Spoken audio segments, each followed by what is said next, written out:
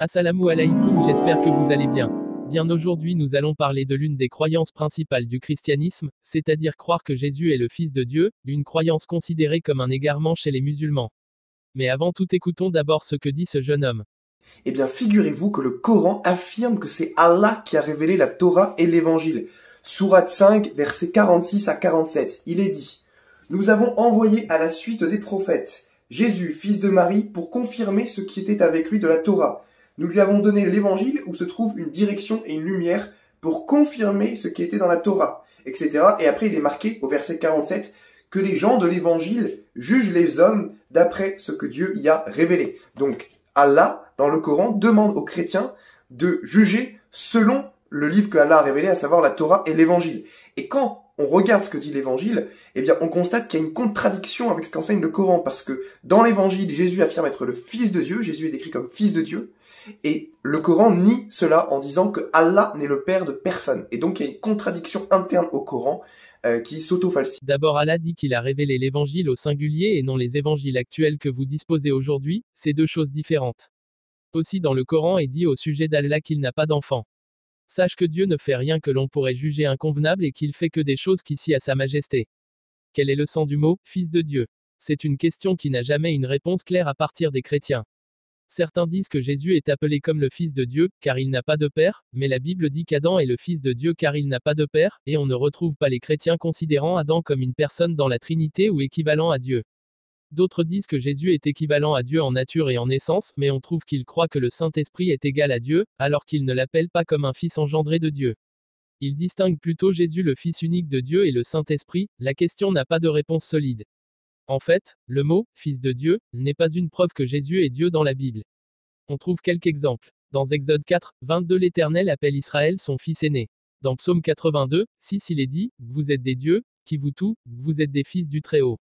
De même dans Luc 3, 38 Adam qui était lui-même fils de Dieu. Alors on voit ici que ce n'est pas seulement Jésus qui a été appelé fils de Dieu. Mais il y a beaucoup d'autres personnes ayant la même appellation. On convient que ces personnes n'ont jamais de caractère de divinité bien qu'elles soient appelées comme fils de Dieu.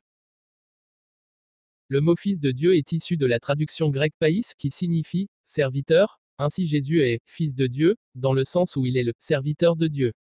Jésus lui-même comprit que ce mot Fils de Dieu a un sens figuratif. On peut voir cela en Jean 10, 33 à 36 quand Jésus répond les Juifs qui l'accusèrent de blasphème.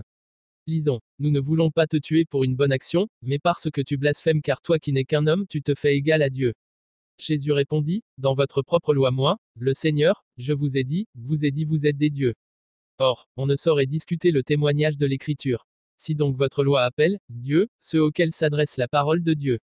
Comment pouvez-vous m'accuser de blasphème parce que j'ai dit, je suis le Fils de Dieu, quand c'est le Père qui m'a consacré et envoyé dans le monde?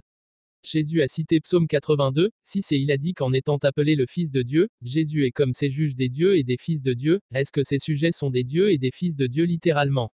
Non, c'est pareil avec Jésus, c'est juste une métaphore. N'est-ce pas ce que Jésus lui-même a dit? Pourquoi prendre ce que les autres ont dit au lieu de ce que Jésus a dit à propos de lui-même? Jésus aussi confirme ce sens lorsqu'il dit aux pharisiens. Jean 8, verset 38, moi, je parle de ce que j'ai vu chez mon Père. Quant à vous, vous faites ce que vous avez appris de votre Père. Comme on voit ici, Jésus compare son Père c'est-à-dire Dieu, le Père de pharisiens c'est-à-dire le diable. Est-ce que le diable le Père littéral des pharisiens? Si Jésus lui-même ne comprend pas le sens littéral du mot Fils de Dieu, comme montré ci-dessus, pourquoi croire dans ce sens qui est contre la compréhension de Jésus et contre les enseignements de tous les prophètes que Dieu est un seul Dieu? Est-ce que ces personnes connaissent Jésus plus que lui-même? En disant que Dieu a un fils, c'est du polythéiste contre ce que les prophètes de Dieu unique et véritable. Et enfin, les érudits conclurent que Fils de Dieu est une expression métaphorique et que comme Christos, elle sous-entend pas une exclusivité. Après tout, le Hastings Bible Dictionary confirme que l'expression « Fils de Dieu » est clairement utilisée de façon métaphorique. Je cite. En langue sémitique, Fils de Dieu est utilisé au sens large pour indiquer une relation morale plutôt que physique ou métaphysique. Ainsi, les fils de Bélial, dans Juge 19, sont des hommes mauvais et non pas des descendants de Bélial. Alors un fils de Dieu est un homme, ou même, un peuple, vous avez bien suivi, un homme ou un peuple qui reflète le caractère de Dieu. Écoutez ici ça devient intéressant. Il n'existe pratiquement aucune preuve voulant que l'expression ait été utilisée dans le cercle juif du Messie et son utilisation dans un sens allant au-delà de la relation morale aurait été contraire au monothéisme juif. Le prophète Muhammad alayhi salatu salam le sait très bien, mais parce que les ignares chrétiens comme toi ont outrepassé le sens de fils de Dieu, en disant que Dieu s'est donné un enfant. Il y a beaucoup de passages pour te faire comprendre le terme fils de Dieu, mais je vais conclure en disant que fils de Dieu veut simplement dire envoyé de Dieu ou serviteur de Dieu. Et c'est ainsi que je mets fin à cette vidéo. Si elle vous a plu, n'hésitez à liker, partager et surtout vous abonner.